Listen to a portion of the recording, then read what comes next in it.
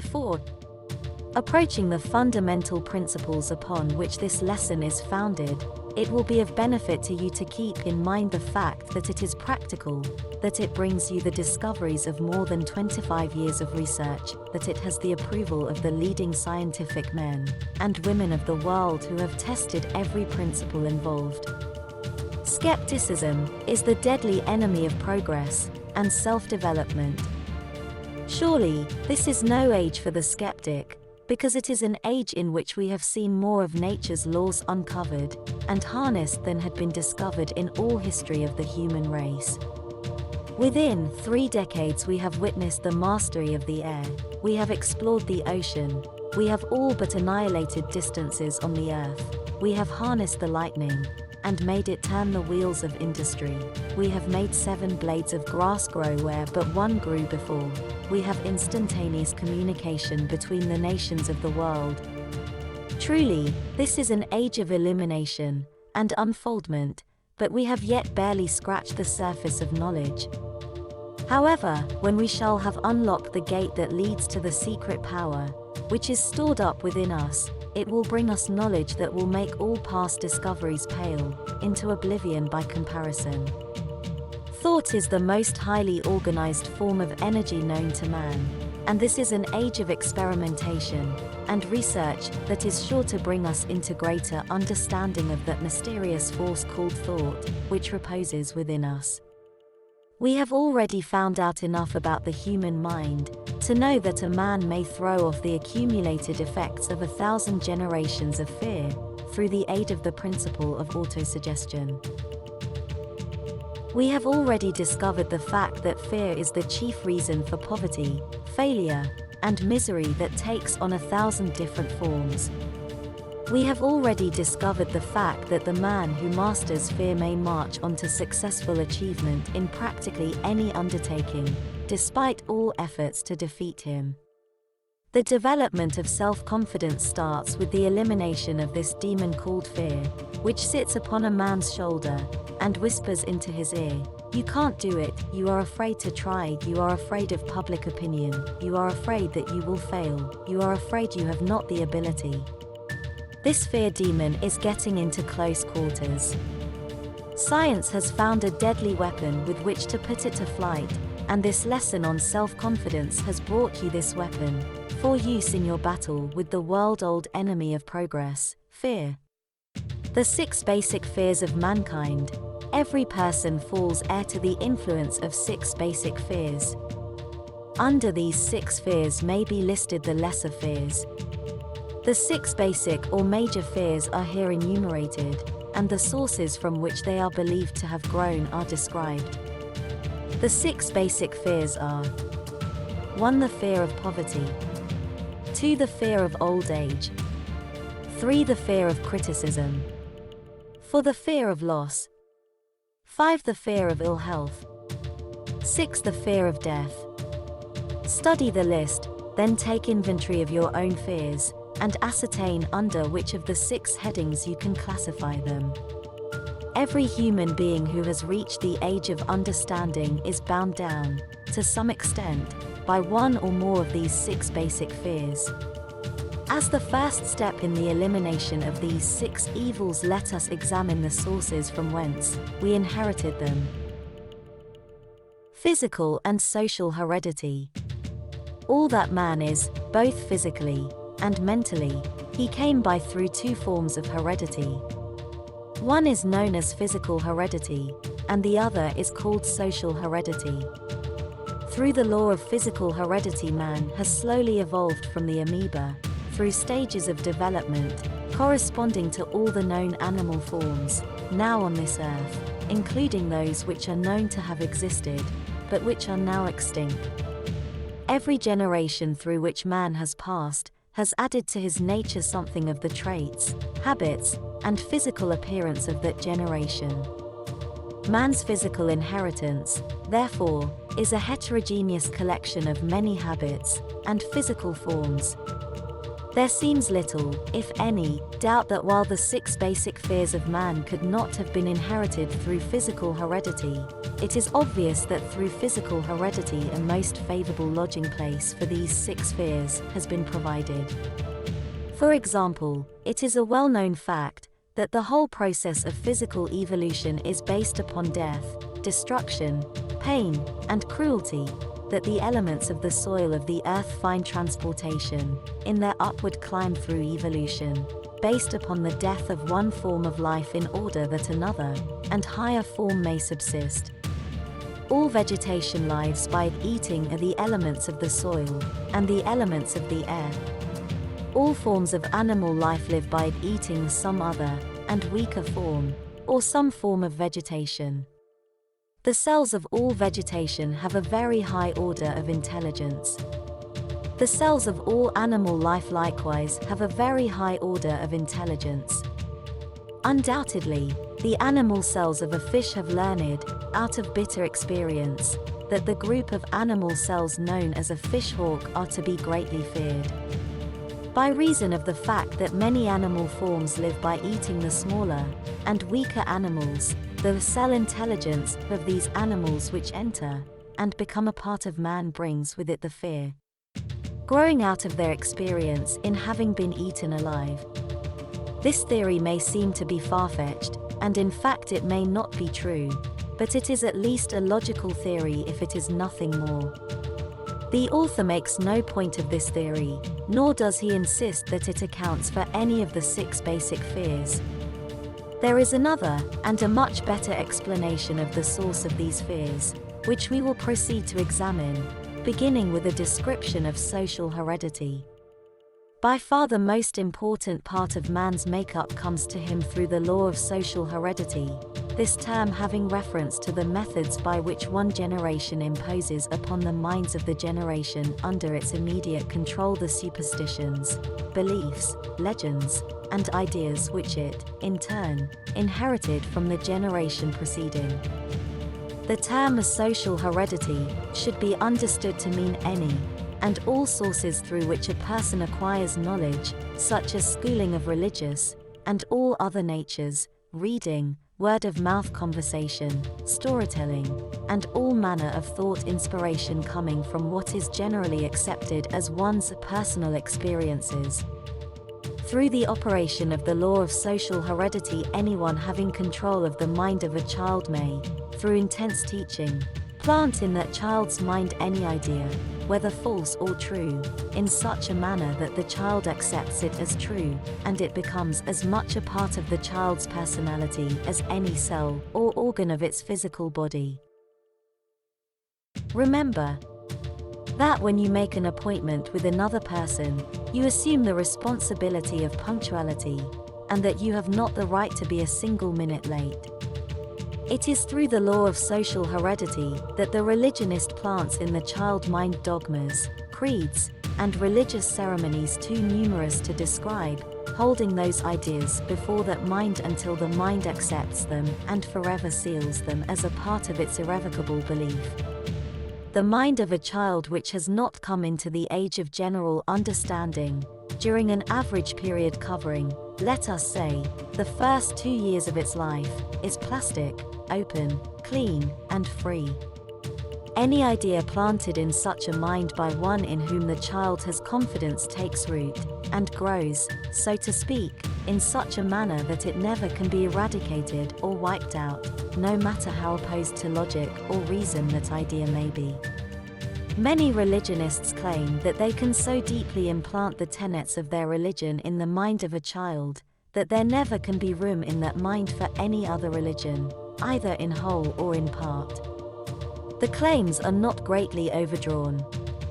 With this explanation of the law of social heredity operates, the student will be ready to examine the sources from which man inherits the 6 basic fears. Moreover, any student may check the soundness of the principle of social heredity, as it is here applied to the 6 basic fears, without going outside of his or her own personal experiences. Fortunately, practically the entire mass of evidence submitted in this lesson is of such a nature that all who sincerely seek the truth may ascertain, for themselves, whether the evidence is sound or not. For the moment at least, lay aside your prejudices and preconceived ideas while we study the origin and nature of man's 6 worst enemies, the 6 basic fears, beginning with the fear of poverty. It requires courage to tell the truth about the origin of this fear, and still greater courage, perhaps, to accept the truth after it has been told. The fear of poverty grew out of man's inherited tendency to prey upon his fellow man economically. Nearly all forms of lower animals have instinct but appear not to have the power to reason and think, therefore, they prey upon one another physically. Man, with his superior sense of intuition, thought and reason, does not eat his fellow men bodily, he gets more satisfaction out of eating them financially. Of all the ages of the world, of which we know anything, the age in which we live seems to be the age of money worship. A man is considered less than the dust of the earth, unless he can display a fat bank account. Nothing brings man so much suffering and humiliation as does poverty. No wonder man fears poverty. Through a long line of inherited experiences with the man-animal, man has learned, for certain, that this animal cannot always be trusted where matters of money and other evidence of earthly possessions are concerned. Many marriages have their beginning solely based on the wealth possessed by one or both contracting parties. It is no wonder that the divorce courts are busy. Society could quite properly be spelled as society, because it is inseparably associated with the dollar mark. So eager is man to possess wealth that he will acquire it in whatever manner he can, through legal methods, if possible, through other methods if necessary. The fear of poverty is a terrible thing. A man may commit murder, engage in robbery, rape, and all other manner of violation of the rights of others, and still regain a high station in the minds of his fellow men, providing always that he does not lose his wealth. Poverty, therefore, is a crime, an unforgivable sin, as it were. No wonder man fears it. Every statute book in the world bears evidence that the fear of poverty is one of the 6 basic fears of mankind, for in every such book of laws may be found various and sundry laws intended to protect the weak from the strong. To spend time trying to prove either that the fear of poverty is one of man's inherited fears, or that this fear has its origin in man's nature to cheat his fellow man, would be like trying to prove that 3 times 2 are 6. Obviously, no man would ever fear poverty if he had any grounds for trusting his fellow men, for there is food, and shelter, and raiment, and luxury of every nature sufficient for the needs of every person on earth, and all these blessings would be enjoyed by every person except for the swinish habit that man has of trying to push all the other swine out of the trough, even after he has all, and more than he needs. The second of the 6 basic fears with which man is bound is the fear of old age. In the main, this fear grows out of 2 sources. First, the thought that old age may bring with it poverty. Secondly, and by far the most common source of origin, from false and cruel sectarian teachings which have been so well mixed with the fire and brimstone, and with the purgatories, and other bogies that human beings have learned to fear old age, because it meant the approach of another, and possibly a much more horrible, world than this one which is known to be bad enough. In the basic fear of old age, man has 2 very sound reasons for his apprehension. The one growing out of distrust of his fellow men, who may seize whatever worldly goods he may possess, and the other arising from the terrible pictures of the world to come, which were deeply planted in his mind, through the law of social heredity, long before he came into possession of that mind. Is it any wonder that man fears the approach of old age? The third of the 6 basic fears is the fear of criticism. Just how man acquired this basic fear it would be hard, if not impossible, to determine, but one thing is certain, he has it in well-developed form. Some believe that this fear made its appearance in the mind of man, about the time that politics came into existence. Others believe its source can be traced no further than the first meeting of an organization of females known as a women's club. Still, another school of humorists charges the origin to the contents of the Holy Bible, whose pages abound with some very vitriolic and violent forms of criticism. If the latter claim is correct, and those who believe literally all they find in the Bible are not mistaken, then God is responsible for man's inherent fear of criticism, because God caused the Bible to be written. This author, being neither a humorist nor a prophet, but just an ordinary workaday type of person, is inclined to attribute the basic fear of criticism to that part of man's inherited nature which prompts him not only to take away his fellow man's goods and wares, but to justify his action by criticism of his fellow man's character. The fear of criticism takes on many different forms, the majority of which are petty and trivial in nature, even to the extent of being childish in the extreme. In every soul, there has been deposited the seed of a great future, but that seed will never germinate, much less grow to maturity, except through the rendering of useful service. The makers of all manner of clothing have not been slow to capitalize this basic fear of criticism, with which all mankind is cursed. Every season, it will be observed, there are styles in many articles of wearing apparel change.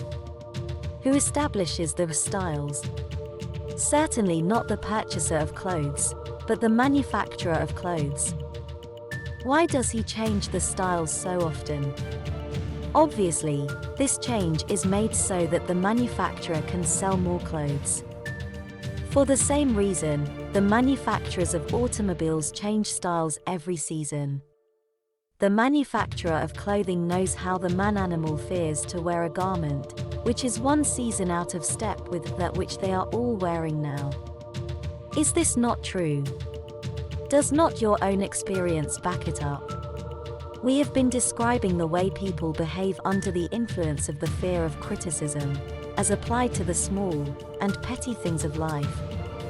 Let us now examine human behavior under this fear when it affects people in connection with the more important matters connected with human intercourse.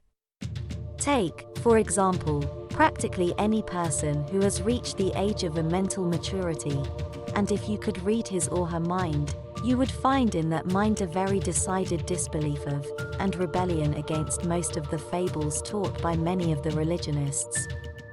Powerful and mighty is the fear of criticism. The time was, and not so very long ago at that, when the word infidel meant ruin to whomsoever it was applied. It is seen, therefore, that man's fear of criticism is not without ample cause for its existence. The fourth basic fear is that of the fear of loss. The source from which this fear originated needs but little description, for it is obvious that it grew out of man's nature to steal his fellow man's mate, or at least to take liberties with her, unknown to her rightful lord and master. By nature, all men are polygamous, the statement of a truth which will, of course, bring denials from those who are either too old to function in a normal way sexually, or have, from some other cause, lost the contents of certain glands, which are responsible for man's tendency toward the plurality of the opposite sex. There can be but little doubt that jealousy, and all other similar forms of mild dementia, precox grew out of man's inherited fear. Of all those sane fools as studied by this author, that represented by a man who has become jealous of some woman, or that of a woman who has become jealous of some man, is the oddest and strangest. The author, fortunately, never had but one case of personal experience with this form of insanity, but from that experience he learned enough to justify him in stating that the fear of thee is one of the most painful, if not in fact, the most painful, of all the 6 basic fears.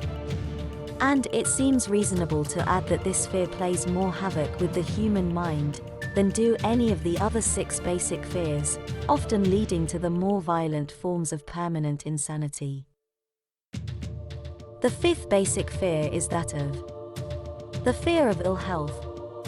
This fear has its origin, to considerable extent also, in the same sources from which the fears of poverty and old age are derived. The fear of ill health must needs be closely associated with both poverty and old age, because it also leads toward the borderline of a terrible worlds, of which man knows not, but of which he has heard some discomforting stories. For longer than the record of the human race can be relied upon, the world has known of various and sundry forms of therapy and health purveyors. If a man gains his living from keeping people in good health, it seems but natural that he would use every means at his command for persuading people that they needed his services. Thus, in time, it might be that people would inherit a fear of ill health. The sixth and last of the 6 basic fears is that of the fear of death.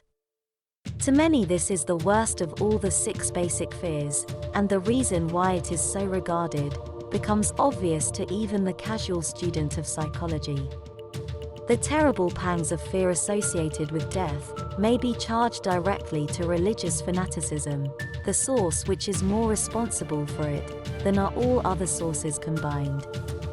So-called heathen are not as much afraid of death as are the civilized, especially that portion of the civilized population which has come under the influence of theology. For hundreds of millions of years, man has been asking the still unanswered questions: whence and whither? Where did I come from, and where am I going after death? The more cunning and crafty, as well as the honest, but credulous, of the race have not been slow to offer the answer to these questions. In fact, the answering of these questions has become one of the so-called learned professions, despite the fact that but little learning is required to enter this profession. Witness, now, the major source of origin of the fear of death. Come into my tent, embrace my faith, accept my dogmas, and I will give you a ticket that will admit you straightway into heaven when you die, says the leader of one form of sectarianism.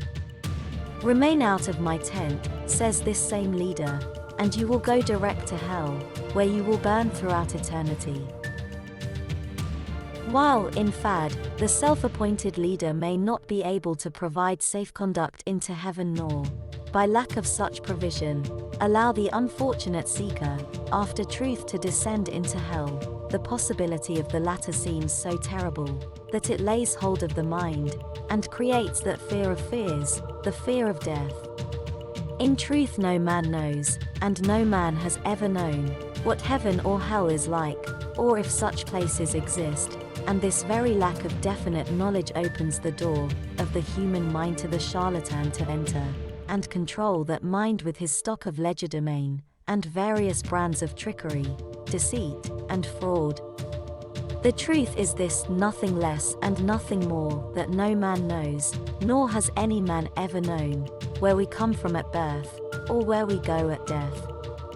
Any person claiming otherwise is either deceiving himself, or he is a conscious impostor who makes it a business to live without rendering service of value, through play upon the credulity of humanity.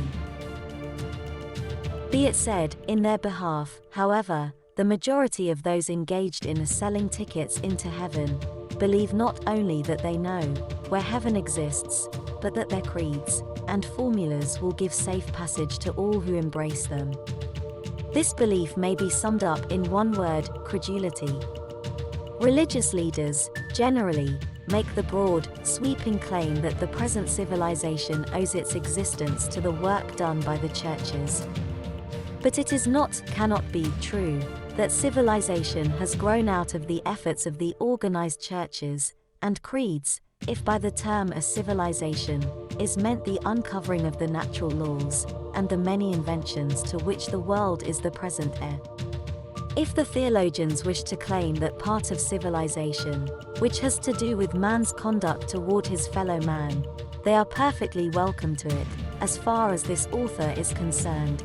But, on the other hand, if they presume to gobble up the credit for all the scientific discovery of mankind, The author begs leave to offer vigorous protest.